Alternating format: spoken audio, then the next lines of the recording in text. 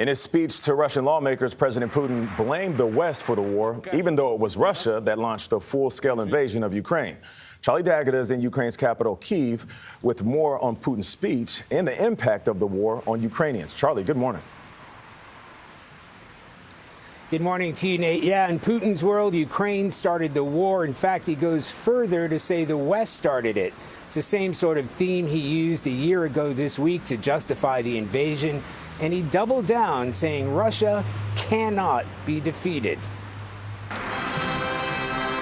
In his own State of the Union annual speech, Russian President Vladimir Putin took aim at the West for escalating the war and its support for Ukraine. The more long-range systems that come into Ukraine, he said, the further we'll be forced to move that threat away from our borders. That's exactly what Ukrainian troops are preparing for in Kupyansk, this battered eastern city less than 10 miles from Russian-controlled territory. Once home to around 30,000 people, it's now a shell of what it was before it was captured by Russian forces. Liberated in September following a ferocious Ukrainian counteroffensive. Residents here tell us there has been an increase in the number of explosions that they've heard over the past few days. And defense officials tell us that the Russians may be intent on recapturing Kupyansk. Volunteer soldier Nazari says the Russians are using all the weapons at their disposal. Everything. Everything, he said. Every day, everything. Yes. But we're used to this, and we keep the defense. But it is a grim existence.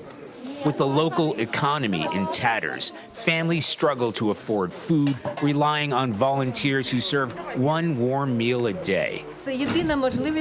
For many people, it is the only one opportunity to get food, Valentina Chalaya says. We have no gas. We're being bombed. There were 8 missile attacks on our city the day before yesterday. Halina's house was destroyed. She came back to collect some belongings, warmer clothes. She's not staying. Are you worried that the Russians may try to take Kupyansk again? We hope that no, but we're afraid. It's very loud here. They are shelling, and shelling. Always they are shelling. Ukrainian forces may be dug in, better equipped to hold Kupyansk this time. But residents once again face a stark decision: evacuation and homelessness, or hunkering down to ride out the approaching storm.